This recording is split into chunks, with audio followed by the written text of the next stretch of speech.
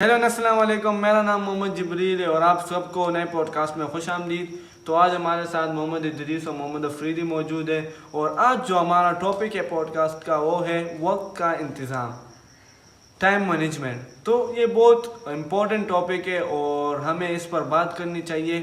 تو چلیے شروع کرتے ہیں۔ تو ادریس سے میرا پہلا سوال ہوگا، وہ ہے کہ وقت کے انتظام کے کیا مطلب ہے اور اس سے ہم کیا فائدہ لے سکتے ہو، یہ کیوں ضروری ہے؟ السلام علیکم جبریل بھائی۔ تو فرسٹ آف آل میں تو آپ کا شکریہ ادا کروں گا کہ آپ نے مجھے اسپیشل پوڈ کاسٹ میں انوائٹ کیا ہے۔ سب سے پہلے آپ کا جو کوشچن تھا کہ واٹ از ٹائم مینجمنٹ، تو اس کا جو آنسر ہے ٹائم از منی، ٹائم کم ہے۔ تو آپ کے پاس ٹائم کم ہے اور کام زیادہ ہے، تو آپ ان کو کیسے مینیج کرتے ہیں؟ آپ ان کو سارے کام جو ہے آپ پیچھے بہت زیادہ کام پڑے ہوئے، آپ ایک اسپیسیفک ٹائم آپ کو ملا ہوا ہے، آپ ان میں اس اسپیسیفک ٹائم میں وہ کام آپ کر لیتے ہیں، تو دس از کالڈ ٹائم مینجمنٹ۔ آپ نے ہر ٹاسک کے لیے ایک اسپیسیفک ٹائم رکھا ہے۔ تو جو دوسرا کوشچن آپ کا تھا کہ what is the importance of time management. Importance of time management یہ ہے، اگر آپ کو تو میں نے بولا پہلے کہ ٹائم از منی، تو ٹائم فالتو نہیں پڑا ہوا۔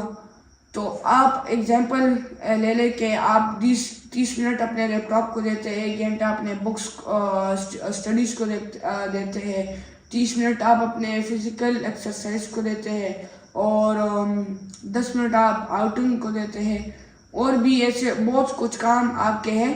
تو آپ کو اسپیسیفک ٹائم ملا ہوا ہے، آپ ان میں جب کہ یہ سیٹ کریں گے تو یہی آپ کے لیے سب سے بڑا فائدہ ہے۔ آپ کا ٹائم اس میں ویسٹ بھی نہیں ہوگا اور آپ اس میں فارغ بھی نہیں بیٹھے ہوں گے۔ تو میرا یہ شارٹ سا آنسر تھا۔ ٹھیک ہے ادریس، آپ نے ہمیں وقت کے انتظام کے بارے میں ایکسپلین کیا۔ تو محمد، آپ ہمیں بتائیں کہ وقت کے انتظام میں سب سے بڑی رکاوٹ کیا ہوتی ہے؟ ٹائم مینجمنٹ میں سب سے بڑی رکاوٹ جو ہوتی ہے وہ ہوتی ہے پروکریسٹینیشن، اپنے کام کو جو ہے اگلے دن پر چھوڑنا۔ یار میں آج نہیں کر سکتا، کل کر لوں گا، آج میرے پاس ٹائم نہیں ہے، کل کر لوں گا۔ یعنی کہ جو بھی کام ہے آپ اسے آج کے بجائے کل کرتے، اور یہ آپ ایک بہانہ استعمال کرتے کہ آج میں تھکا ہوا ہوں، مطلب لیم ایکسکیوزز آپ کے۔ تو پروکراسٹینیشن سب سے پہلے چیز ہوگی جو کہ ٹائم مینجمنٹ کو خراب کرتی ہے، اور یہ ٹائم مینجمنٹ میں سب سے بڑی رکاوٹ ہوتی ہے۔ دوسری چیز جو ہے وہ ہے سوشل میڈیا کا استعمال۔ جب اپنے ٹائم کو مینیج کرنا ہوتا ہے تو اس میں ایک بڑی رکاوٹ ہوتی ہے سوشل میڈیا۔ بندہ جو ہے وہ اپنے سوشل میڈیا کو کنٹرول نہیں کر پاتا، میں نے زیادہ ٹائم دینا ہے، کم ٹائم دینا ہے، میں نے کب استعمال کرنا ہے، یہ اس کے لیے سب سے بڑی پرابلم ہوتی ہے۔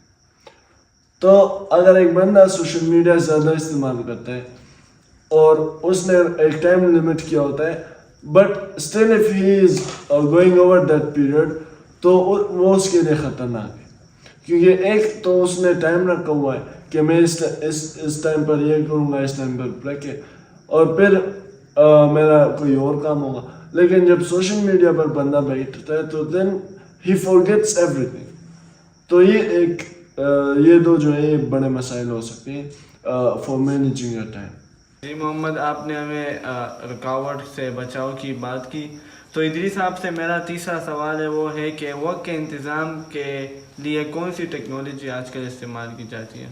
تو آج کل جو استعمال کی جاتی ہے اور ہمیں استعمال کرنی چاہیے، میں آپ کو 2 ٹپس دوں گا۔ سب سے پہلے، اگر آپ کوئی کام کرتے ہیں، اگر آپ اسٹڈی کرتے ہیں، اپنا ایگزامپل لے لیں، اسٹڈی کرتے، تو آپ 1 گھنٹے یا 2 گھنٹے وہ کام کریں، اس کے ساتھ تقریباً 10 یا 15 منٹ بریک لیں۔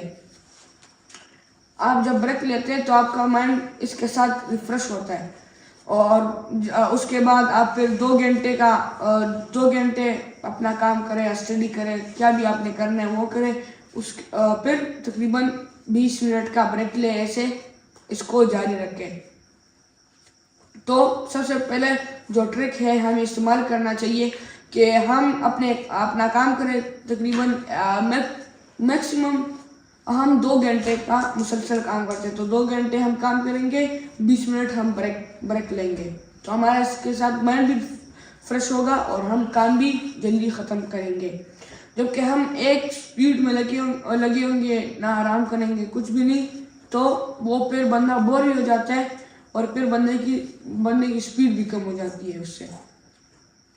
جو سیکنڈ میتھڈ ہے وہ تو میں کہوں گا کہ ہر کام کو مطلب اگر آپ کے 5 کام ہیں تو سب سے پہلے جو آپ کا ضروری کام ہے اس کو نمبر 1 پر ڈالیں، پھر جو سیکنڈ ضروری کام ہے اس کو نمبر 2، تھرڈ ضروری کام ہو وہ نمبر 3، اور پھر اس کے ساتھ 5ویں تک جو کہ سب سے لیسٹ آپ کا لیسٹ کا جو کام ہے وہ آپ لاسٹ میں کریں، 5th پر رکھیں۔